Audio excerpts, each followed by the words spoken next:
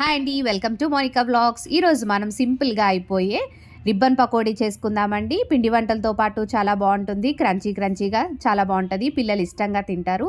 దీనికి మనం ముందుగానే ఒక కప్పు అలా బియ్య పిండి తీసుకోవాలి. నాకు ఈ గ్లాస్ ఒక కప్పు కొలత. అండ్ ఇందులోకి మనం హాఫ్ కప్ అలా శనగపిండి తీసుకోవాలి. అలాగే ఒక హాఫ్ టీ స్పూన్, మీ దగ్గర వాము ఉంటే వాము యాడ్ చేయండి. అలాగే 1 టీ స్పూన్ నువ్వులు.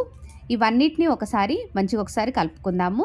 ఇందులోకి ముందుగా నేను కారం యాడ్ చేస్తున్నాను. ఒక 1 టేబుల్ స్పూన్, 1.5 టేబుల్ స్పూన్ అలా కారము. అండ్ ఒక 1 టీ స్పూన్ అలా సాల్ట్ యాడ్ చేస్తున్నాను. ఇవన్నీ వేసాక ఒక్కసారి ఫస్ట్ పొడిగా ఉన్నప్పుడే ఒకసారి కలిపేసేసేయండి. ఇలా కలిపాక ఇందులోకి మనం కావలసినన్ని నీళ్ళు యాడ్ చేస్తూ పిండి ముద్దలాగా కలుపుకుందాము. సో కొద్దిగా వాటర్ యాడ్ చేస్తూ కలుపుకుందామండి. చూస్తున్నారు కదా, కొద్దిగా వాటర్ యాడ్ చేస్తూ మంచిగా ఒక పిండి ముద్దలా మంచిగా కలుపుకుందాము. చాలా బాగుంటుందండి. పిండి వంటలతో ఇది కూడా చేసామంటే ఫాస్ట్గా అయిపోతుంది. చూస్తున్నారు కదండి, ఇలా కలుపుకోండి. ఈ కన్సిస్టెన్సీ లాగా ఉండాలి మనకు. మరీ పల్చగా కాకుండా మరీ గట్టిగా కాకుండా ఇలా ఉంటే సరిపోతుంది. మీరు ఇలా కలిపి దీనిపైన ఏదైనా క్లాత్ అలా పెట్టేసి కప్పేసేయండి, లేదంటే మూత పెట్టేసేయండి, లేకపోతే ఆరిపోతుంది. దీనికోసమని నేను ఇక్కడ చూపిస్తున్నారు కదా, ఈ చక్లీ మేకర్ ఇలాంటిది నేను యూస్ చేస్తున్నాను రిబ్బన్ పకోడీకి. అండ్ ఇందులో మనకి చక్లీ మేకర్కి చుట్టూరా కాస్త ఆయిల్ పెట్టేసుకుందాము. సో మంచిగా ఫ్రై అయ్యేటప్పుడు ఈజీగా వెళ్ళిపోతుంది. మనం ప్రెస్ చేసినప్పుడు మంచిగా అంతా ఆయిల్ అప్లై చేసేసుకోవాలండి.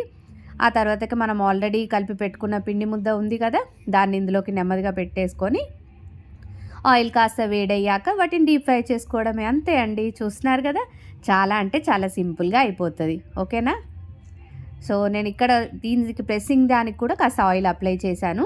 ఇప్పుడు మన ఆయిల్ కాస్త వేడయ్యింది. సో ఇప్పుడు నెమ్మదిగా మనం డీప్ ఫ్రై చేసేసుకుందాము చక్లీ మేకర్లో.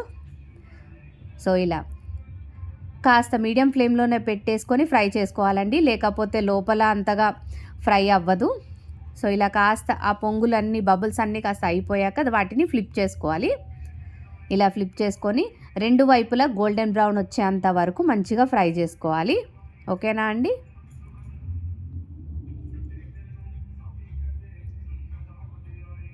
సో చూస్తున్నారు కదా, గోల్డెన్ బ్రౌన్ కలర్ అలా వస్తుంది.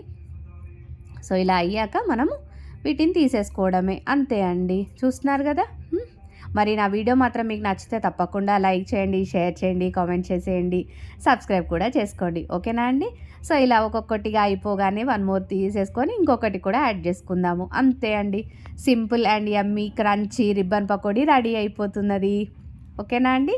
See you in the next video. Thank you.